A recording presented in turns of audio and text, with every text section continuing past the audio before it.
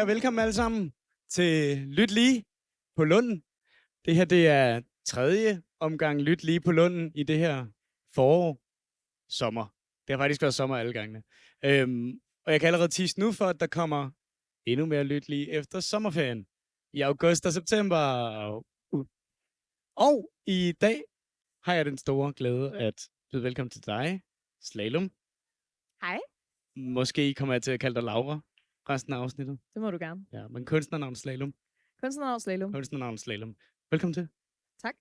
Og jeg kan sige, at nu snakker mig og Laura med hinanden i cirka en halv time. Og så, hvis man brænder inde med nogle spørgsmål til Laura, så må man meget gerne stille dem, når vi har snakket her i en halv time.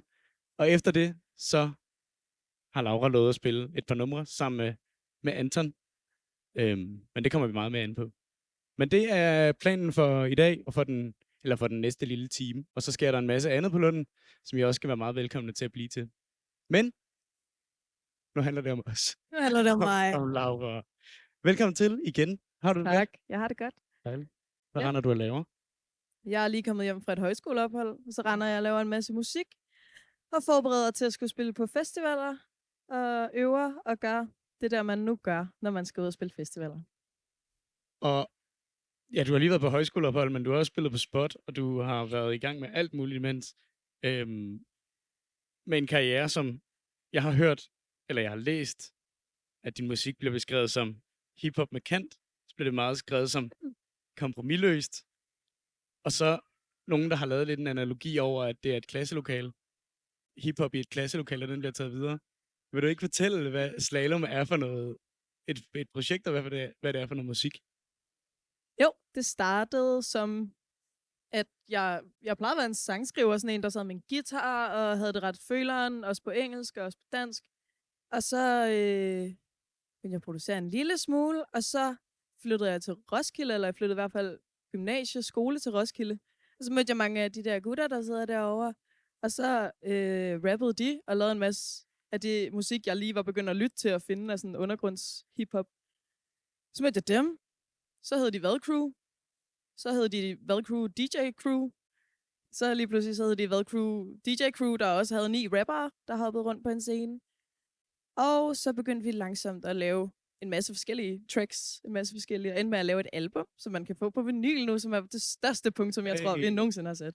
Og ja, siden da så har jeg jo bare startet mit eget projekt, der hedder Slalom, som både bunder i, at det startede med at være rigtig glad for old school hiphop, men at her på det sidste især, at sådan nogle genrer som jungle og bare generelt at have mere elektronisk produktion indover.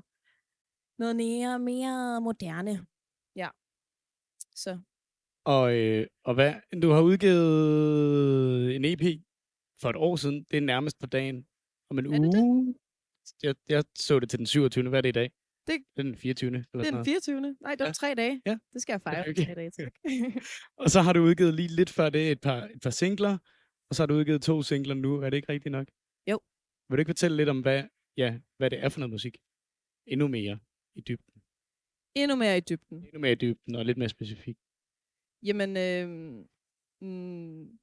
det udsprang jo af et samarbejde virkelig meget med Theodor, der sidder derovre. Hvor vi så også lavede den ene single, der hedder Gider ikke at trøste dig, hvor vi havde virkelig meget fokus på, at det skulle være lidt jungle sammen med den der danske skraldede beat-produktion, som vi er virkelig store fan af. Og så den seneste single har jeg lavet sammen med en, der hedder Robin Osterbarn, Robin One. Som så var lidt mere, nu kan vi også prøve at lave noget UK garage lignende, og så overhovedet ikke inden for den genre, som man sikkert gør, man må kalde det. Så generelt at genreblende har i hvert fald været et stort fokus for mig for tiden. Og hvad handler de om for dig? Den seneste, som du siger, den hedder Aktionær. Ja. Det startede med, at jeg synes, aktionær var et rigtig flot ord. Og så handlede det rigtig meget om, at jeg begyndte at føle sådan det der med, at man begynder at være okay med, at dem, man stoler allermest på, der sådan har magten og er de store figurer på skærmene, og man ligesom begynder at være ret okay med, at de bare lyver.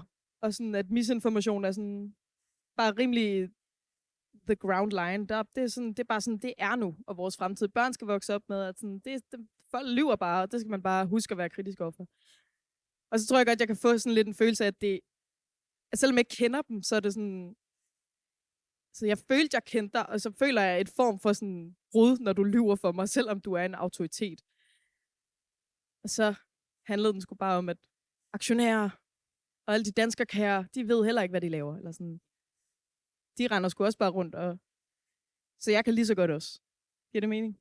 Ja, det giver mening. Den tænkte jeg også på, men også bare med, hvad generelt du kredser om i dit univers. Hvis du vil invitere os lidt ind i Slaloms univers i forhold til...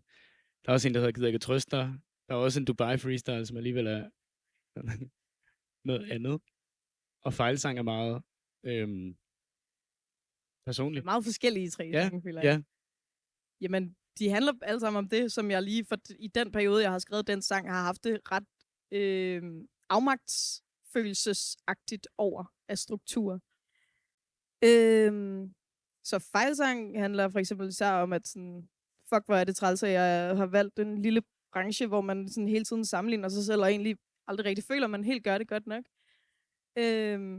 Og bare sådan et stort rant. Og en sang som Dubai Freestyle er jo meget en freestyle-rap henover, også bare slå tilbage. Hvis man kan sige det, slå tilbage på alt det, jeg synes er enormt ubehageligt af og til. Og gider ikke at trøste dig. Sådan lidt et opgør med, hvad siger man, emotional labor. Eller sådan,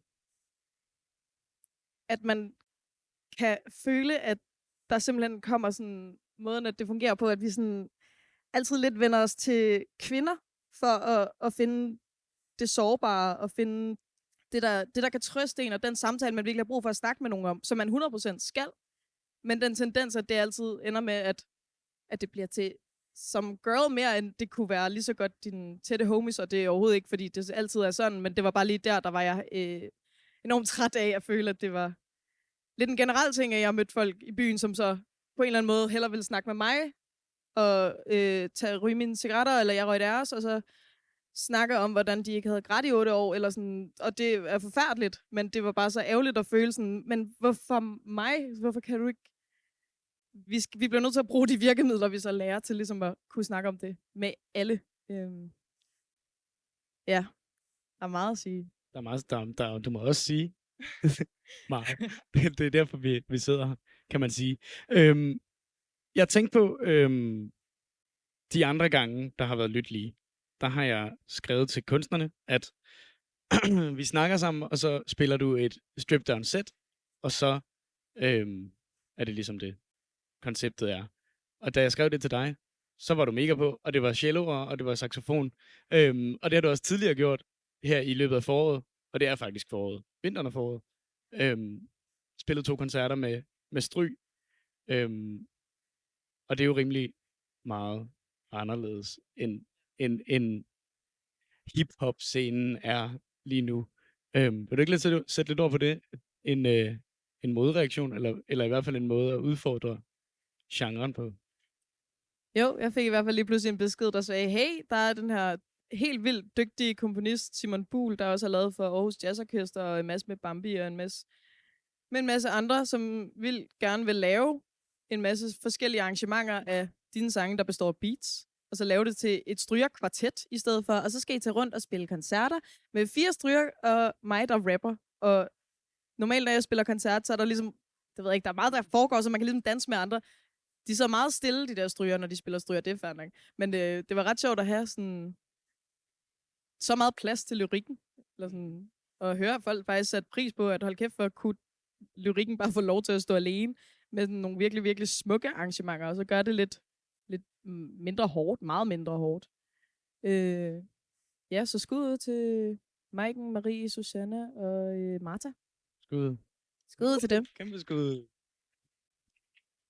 Men på den anden side, så var det også, du var også klar på at gøre det igen.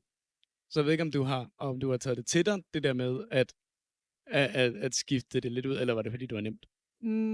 Nej, det er fordi, det er fucking griner at lave sådan nogle genre twists. Nu har vi også lige, om vi skal begynde at lave et samarbejde med et metalband. Det ved jeg ikke endnu, men det kommer. Og også virkelig sjovt at gøre det som en vækstlagsartist, der i virkeligheden altså, ikke er særlig stor. Altså sådan, jeg føler, det var meget, i hvert fald da Lars, ham der har, fra Taktløs, der har stået for det. Han sagde, det skulle vi gøre, så tænkte jeg, men det er jo sygt nok, fordi der er virkelig mange, der ikke kender min normale sang i forvejen, og så kender de strygerversionen, eller sådan. Men det var bare fedt at være sådan, fuck det, vi behøver ikke vente, eller sådan. Ja, så det var ret interessant. Mm-hmm. Meget interessant. Også en fed måde at gøre det på. Og nu er det jo så også det, du gør i dag, at hente nogle andre versioner ind til nogen, der måske ikke har hørt det før. Jamen, i stedet for saxofon og cello i dag, så har... det skulle være et akustisk sæt. Nu er det i stedet for blevet, at Anton, han har taget alle sine trommemaskiner med, og lavet nogle fucking fede, eksperimenterende, alternative dub-remixes af alle mine sange. Kompromisløse sange, som vi glæder til at spille for jer. Skud til Anton. Skud til Anton også. Kæmpe skud. Nu åbner du lidt for den lille boks af at være til en slalomkoncert før, da du snakkede, hvad der er gang i. Vil du ikke prøve at tage os med til en slalomkoncert, hvad man kan forvente? Jo. Til en slalomkoncert, der kan man forvente både virkelig høj energi og virkelig sårbar energi. Ret glad for at kunne have begge elementer. Det kommer især også frem til at have rigtig mange jungle-baserede tracks, som er mange af dem, jeg laver lige nu. Og så til en slalomkoncert. Det er et godt spørgsmål. Det er ligesom at skulle skrive sin egen presseteksten. Det er altid ret ubehageligt. Genrebrydende, fantastisk, aldrig set før, eminent, du har aldrig set noget bedre. Men det er ret stille og roligt, samtidig med, at det larmer ret meget, og vores DJ-pool har svært ved at stå stille. Spiller lidt guitar nogle gange også. Og så rapper jeg rigtig meget, og så synger jeg også lidt. Men hvad skal man... ja, det er ups and downs, eller hvad? Story of slalom. Ja. Vil du sætte ord på det, eller hvad? Eller hvad? Altså, for man skal jo ikke bare forvente at stå og gå fuldstændig amok, og det skal man jo heller ikke, hvis man går ind og lytter til din musik. Nej, man skal også have det dårligt. Man skal også have det dårligt. Man skal også være lidt ked af det, og så få at vide, at det må man ikke, eller det må man godt, og så er jeg blevet ret glad for at så prøve, selvom man er rigtig nervøs, at lade sig selv synge præcis på den måde, som man synger lige om lidt. At der ikke skal, altså sådan, det skal lyde så sårbart, eller sådan, når det skal synge fejlsang for eksempel, så må jeg virkelig, virkelig godt stå og få det dårligt. Hvilket er ret nøjere, når jeg så gør det foran de mennesker, der er der. Men... Og så samtidig så, at man kan så sige, yes, det kan der også være plads til, og så kan vi også godt switch over, hvis jeg skal danse, og vi skal råbe lidt, og vi skal være lidt vrede, og vi skal gå lidt amok. Ja, så det tror jeg er det, jeg har på ups and downs. Nogle gange virker lyden ikke, så er det en down, og den virker, så er det en up, ikke? Så. Det er meget fedt. At der også er ups, jo. At lyden kommer tilbage. Jamen, jeg tænker, om du ikke vil sætte lidt flere ord på det, som jeg synes meget af det kredser om, at du er vækstlagsartist, og du har udgivet din første EP for under et år siden. Knap og nap, ikke? Og et par singler, men at du stadig er så, og nu kommer det igen, kompromisløs. At det ligesom, det virker som om, du sagde det også før, lad os bare gøre det, at du ligesom ikke har, lad dig indramme af den musikbranche, som du alligevel skal være i. Altså må jeg indrømme, det er ikke så meget med vilje, men det er bare lidt sådan, det bliver med det musik, jeg laver, tror jeg. Og det tror jeg egentlig, at jeg affinder mig ret fint med, men samtidig så kan jeg også mærke, at det er ret sjovt så lige at lave noget, der rammer lidt flere. Jo, for du ved jo godt, hvordan det fungerer, og du ved jo også, hvad alle andre laver, ja. Og hvordan de spiller koncerter. Men alligevel vælger du at gå en anden vej. Ja, men det er jo så ubevidst. Eller hvad? Det ved jeg ikke, det er svært at sige, tror jeg.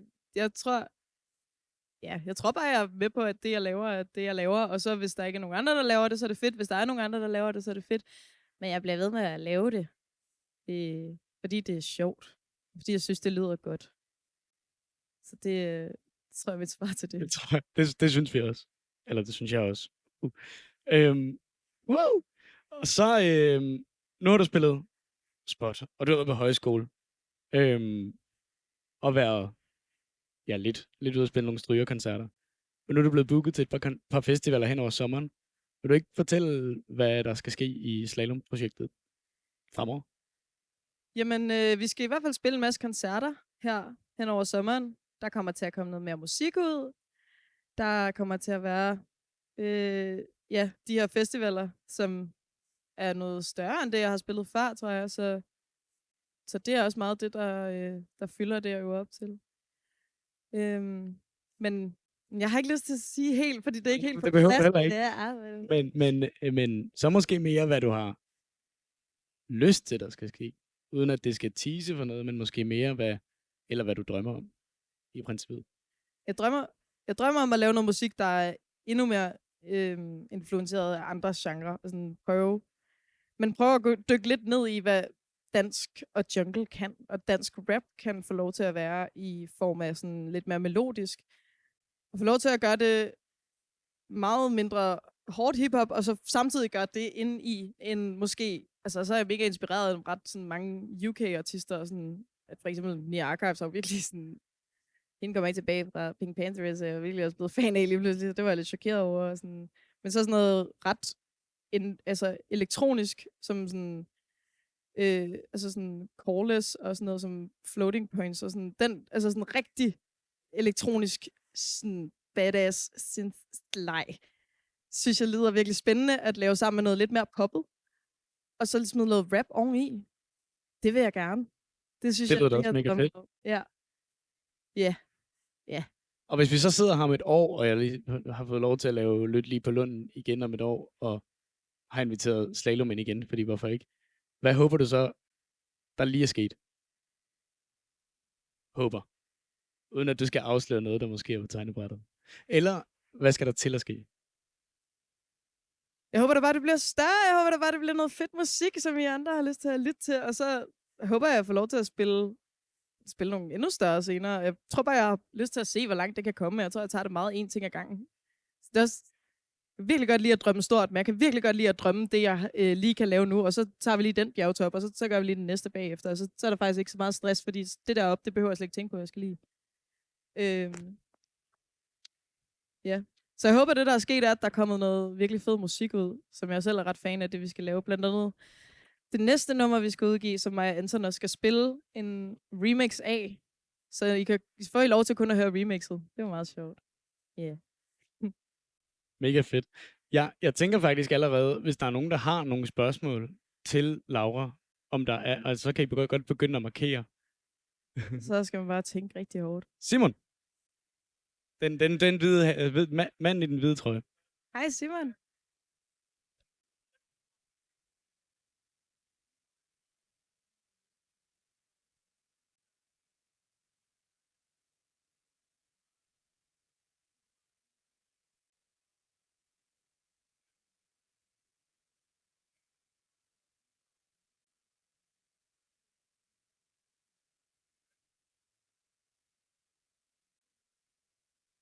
Det er virkelig, det er en god følelse at få lidt anerkendelse tilbage. Det er da bekræftende, men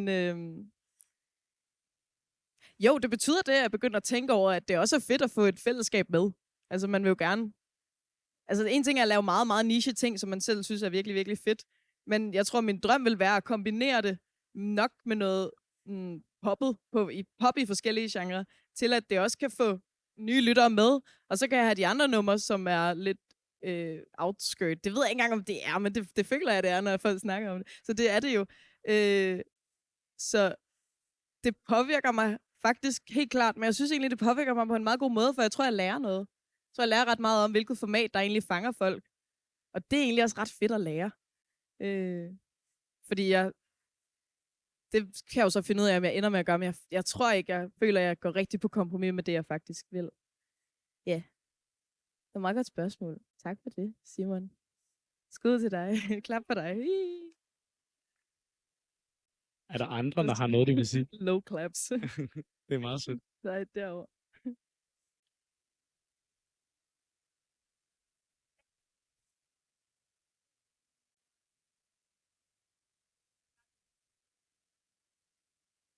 Der bliver spurgt, hvor lang tid det tog at lave Fejlsang, som er spørgerens yndlingsnummer. Et af yndlings. Ja. Det tog faktisk ikke så lang tid. Altså, det tog ret lang tid at færdiggøre det. Fordi at det var ret hårdt at indspille. Og jeg prøvede at indspille det så meget af sådan one takes. Det er en 7 minutters lang sang, jeg har, om hvor jeg snakker. Min del, der virkelig har lyst til, at jeg lader være med at prøve, fordi hvad nu, hvis det ikke bliver godt nok, bare få lov til at bestemme, og så kører vi bare bilen hjem i garagen, så sidder vi der, og så gør vi aldrig noget, fordi det er farligt. Det hele den sang handler om det. Og den er 7 minutter lang, og den er lidt et lang one take, men så jeg tror, det er 3 takes, der er sat sammen på den endelige. Så det tog ikke så lang tid at skrive den, men det tog faktisk enormt lang tid at færdiggøre den rigtigt, fordi det var sådan, man havde ligesom en, du nikker, jeg ved det godt, men det var meget vigtigt, den føltes, som man havde det, når man gjorde det live. Og det er ret svært at gøre, når man indspillede. Men jeg kan huske, at jeg også stod alene der i Blip-Blop-studio. Skud til Daniel, der har lånt mig et studie til den EP, som også indspillede den på den måde over lang tid, som var hårdt. Hårdt at gå ind i, faktisk. Men også vildt forløsende. Det vil jeg anbefale at skrive en lang tekst, hvor du bare får lov til at sige alt det til dig selv, som du virkelig er sådan... Det, du fortæller dig selv, at du ikke skal sige til dig selv, for du skal ikke snakke grimt om dig selv. Det skal du ikke. Men at alligevel give sig selv lov til at få et eller andet outlet, hvor man så kan få lov til at gøre det, det har jeg virkelig haft optur over. Også fordi det har været så forløsende, og den har ændret sig så meget for mig, den sang. Ja, så kort tid at skrive, virkelig lang tid at færdiggøre. Ja. Hvad siger du?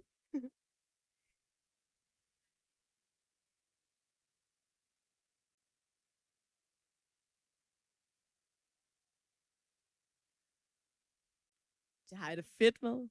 Det har jeg det... Der bliver spurgt, hvordan du har det med at lave rap, hiphop i en genre, der er så mandsdomineret, som den er. Det var spørgsmålet, ikke? I bund og grund. I bund og grund, så har det jo fyldt ret meget. Altså, sådan, især da jeg startede. Også fordi jeg lidt følte, at det ikke måtte blive opdaget, at jeg var en kvinde. Eller sådan... Jeg havde sådan lidt en frygt for, at det nogensinde blev påtalt på en eller anden måde. Fordi så ville det ligesom gøre, at sådan, enten havde jeg en mega fordel, eller også havde en kæmpe ulempe. Bare for at sige det, som det er. Men... Og så en lille periode, hvor man er sådan, nej, fuck det findes faktisk slet ikke. Jeg har slet ikke lyst til at koncentrere mig om det og bruge tid og energi på det. Men det gør også bare, at man på et tidspunkt ikke kan komme udenom det, og så får man sådan nogle briller på, hvor man sådan kigger på alting igen dem, og man kan ikke rigtig stoppe med at se de ting, der bliver ved med at ske. Og jeg tror også, jeg har troet, og nu prøver at lade være med at lægge mærke til, at man skal alligevel lige slå lidt til, for at blive hørt, synes jeg. Men samtidig så er det jo også, jeg kan virkelig godt lide at være kvinde. Så på den måde er jeg ret glad for at være en kvinde i en branche. Men der er jo sindssygt meget til det spørgsmål. Men sådan, all in all, så prøver jeg virkelig at bare være i det. Sådan, læg mærke til det, når der sker noget, der er på baggrund af køn, men sådan, på den anden side, så gør jeg præcis, hvad jeg ville gøre, hvis jeg ikke blev fortalt, at jeg er en kvinde. Er en kvindelig rapper.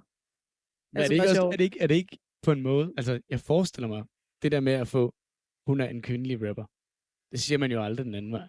Nej, altså, er du ikke det er bare, meget du er bare slalom jo. Ja. Ja. Det er bare lille mig. Jeg er bare lille slalom. Ja.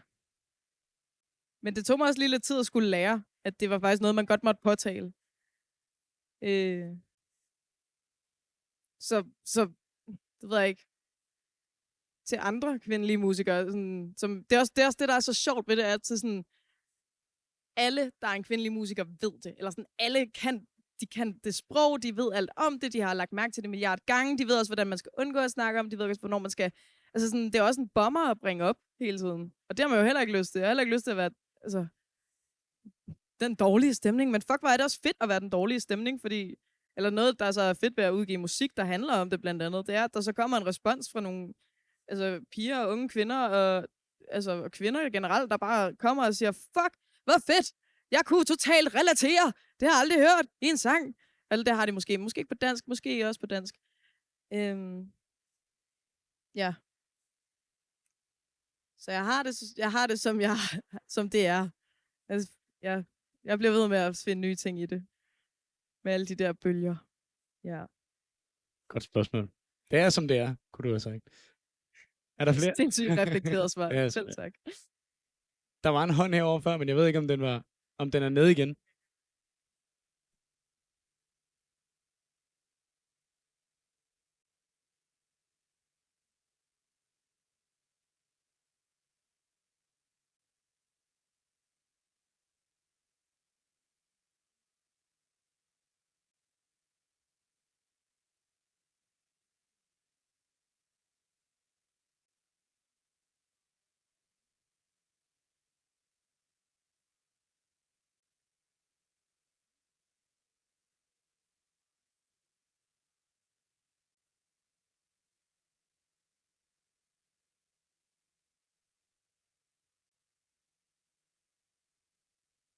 Tak.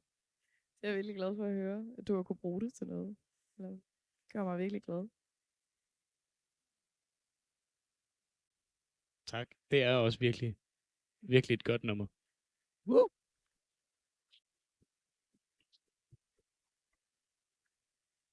Det lader til, at der ikke var flere hænder. Så vil jeg jo egentlig bare sige, det lyder som om, man skal gå hjem og høre fejlsang, hvis man ikke har hørt den. Det vil jeg også sige, man skal gøre. Og så lige om lidt kommer Anton op og spiller nogle dub remixes af 3 fede sange. Men vil du ikke lige fortælle lidt om, hvor man kan komme ud og både måske digitalt, men også se dig i virkeligheden de næste par måneder, hvis man ikke har fået nok? Aha. Ja. Digitalt, der kan man finde ny musik om et par uger. Og Slalom med U. Slalom med U. Vel at mærke. Og det er svært, for når man skriver det i sine noter, så retter det til O. Men det er også svært nok. Ja. Skal jeg ændre the dictionary. Og rent fysisk, så kan man finde mig på Rødme Festival, man kan finde mig på Smuk, man kan finde mig på Uhørt, man kan finde mig til Aarhus Festuge, man kan finde mig på Neverland Festival. Hey. Ja. Og 2 mere, som jeg poster en plakat i morgen, som jeg kan se på. Så man skal ind og følge med på Instagram, tænker jeg. Ja, det kan man gøre. Så fortæller jeg det, hvor det er, ja. Mega fedt. Og tak, fordi du vil komme i dag. Tak, fordi du sidder og lytter på min snak. Virkelig sætter virkelig pris på. Det er virkelig fedt.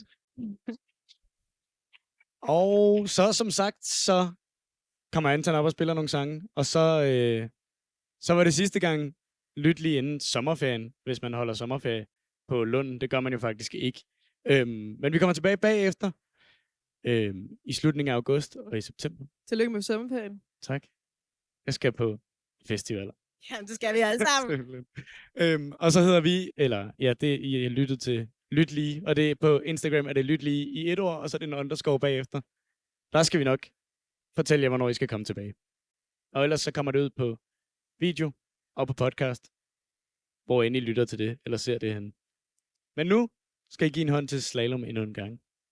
Og Anton Koltermann! Ja, er I klar på bare at høre noget dub nu? Det er sådan nogle dub remixes, hvor man gerne må sidde bare og chill og snakke. Man må også gerne lytte. Men det er hurtigt samarbejde, vi har skabt, dig og mig, med floppy disks af 3 sange. Så en ny sang, der hedder Fuld af Lort. En tidligere sang, der hedder Gider ikke at trøste, produceret af Theodor Brolykke, der sidder der. Og så en, der hedder Aktionær, som er udgivet derude, lavet Robin. Så det kan I høre nu. Woohoo! Tak fordi I lyttede.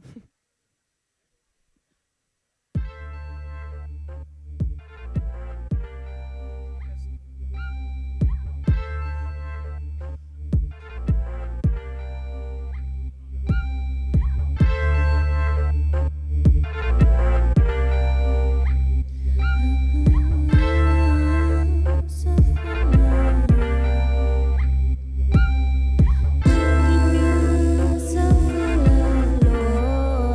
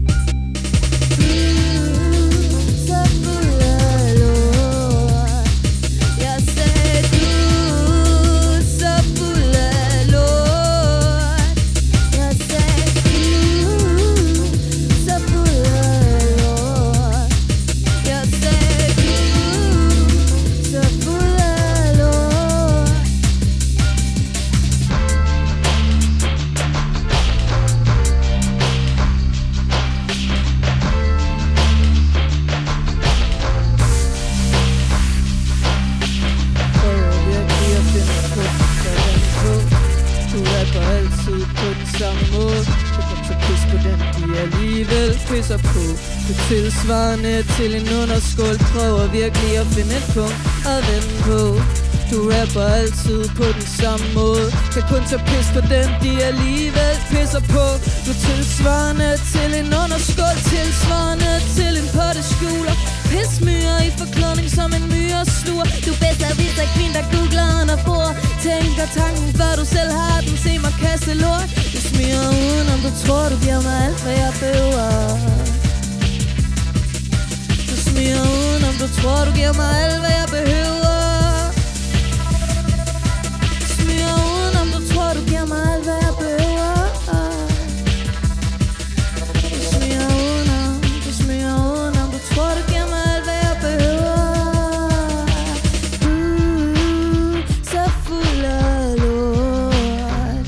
Jeg sagde så fuld af lort. Jeg ved jo godt, jeg ikke er andet end benzin. Jeg trykker på knapper, hvis du trykker på min, men din teknik virker kun i teorien. Du som ham fra DR blev aldrig første violin. Sikkert værre fedteri du sidder i. Jeg har kaldt dit bluff, jeg går anti.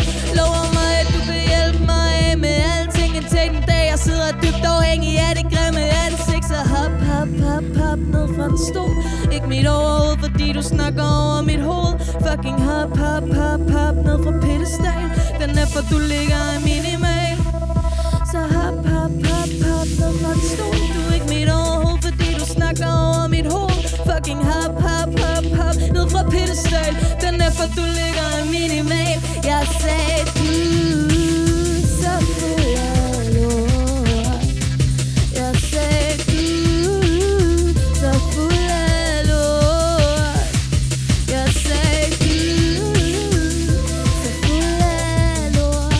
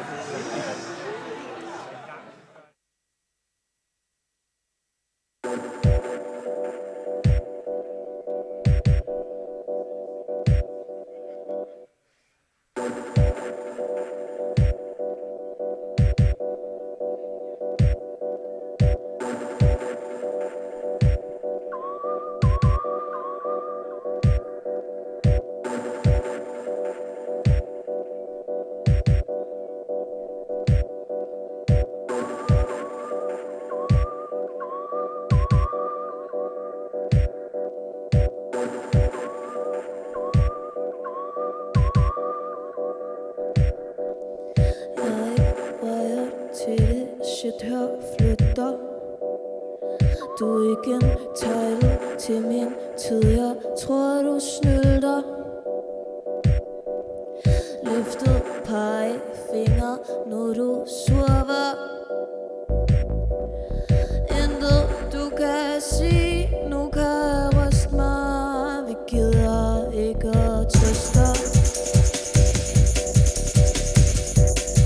Vi gider ikke at trøste. Jeg sagde vi gider ikke at trøste.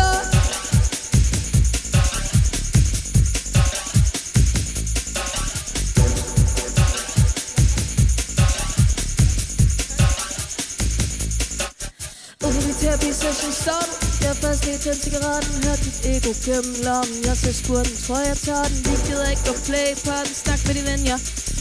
Altid terapeut for ham, der ikke tager spørge. Jeg traumadumper midt i pøblerne i det krise op til halsen. Kan ikke komme væk fra typen, vi skulle bare. Hvem tror du vil købe og gemme sig i sin Helly Hansen? Ingen kredit, se at møben, du skulle væk. Har traumadumper midt i pøblen i det krise op til halsen. Kan ikke komme væk fra typen, vi skulle bare ud at danse. Hvem tror du vil købe og gemme sig i sin Helly? Ingen kredit, se at møben, du skulle ved at tabe ansigt. Jeg mangler shit fra de typer. Det er skønt, du ikke fatter følelserne. Kokster jeg fryser for. Kan du virkelig ikke byde mig? Spørg det dårlige mønster. Og hvad så vi er fryser for? Vi har ikke ben om at møde dig. Vi kan godt danse, men vi gider ikke at trøste. Vi gider ikke at trøste. Vi gider.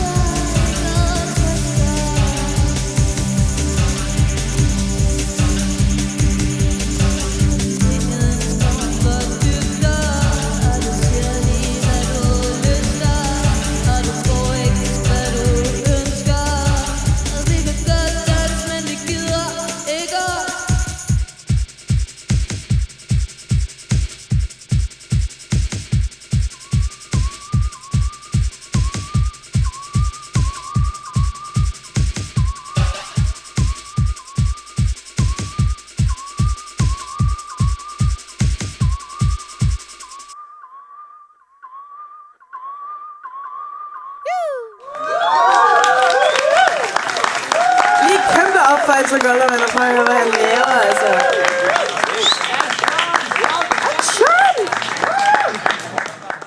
Spiller vi det sidste nummer?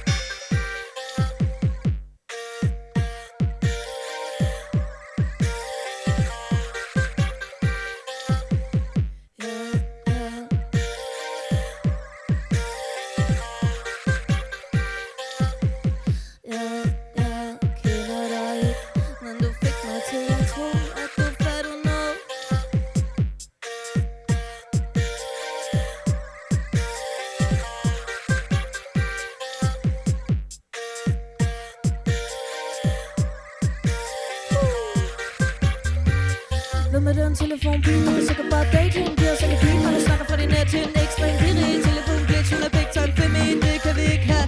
Attitude, hvad behar, har ikke sagt, jeg ikke var, har ikke holdt dig for nær. Det er stået virksomhed, kan du selv være lige så stor idiot som hey, ekstraordinær nar. Sig alt for at give dig betrært svar, vil gå langt og bare kom nærmere. Sig alt for at snakke på din fjerner. Walter White, skat, du hedder Werner. Alle klokker løs, alle her, ikke? Walter White, skat, du hedder Werner. Alle klokker løs, alle her, ikke? Walter White, skat, du hedder Werner. Alle klokker løs, alle her, ikke? Walter White, et fjerner. Sorry, alt her har de solgt til en herner. Har de solgt til en herner. Ja, kender dig ikke. Men du fik mig til at tro, at du fatter noget fattet. Ja, kender dig ikke. Men du fik mig til at tro, at du fatter noget fattet. Ja.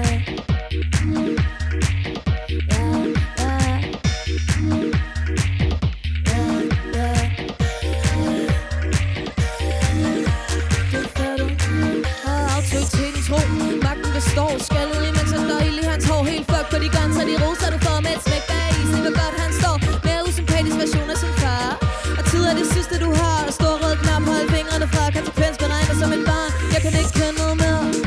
Kan ikke kende noget mere. Ikke kig på den skærm, du bliver malfunktionær. Ikke kig.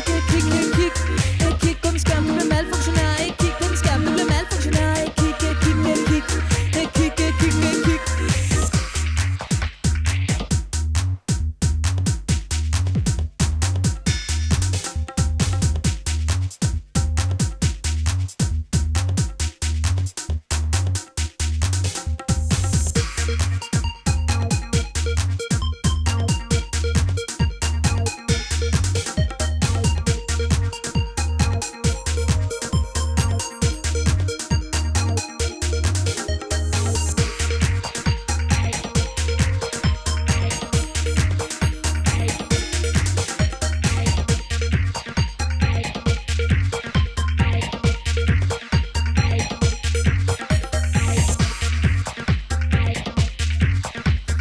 Det var alt fra Lyt lige Tingeling med Slalom. Tusind tak, fordi I ville være her, fordi I snakkede, og fordi I spurgte om noget, og fordi I lyttede.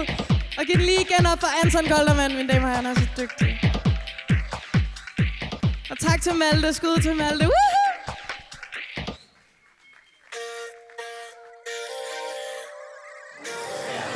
Woohoo!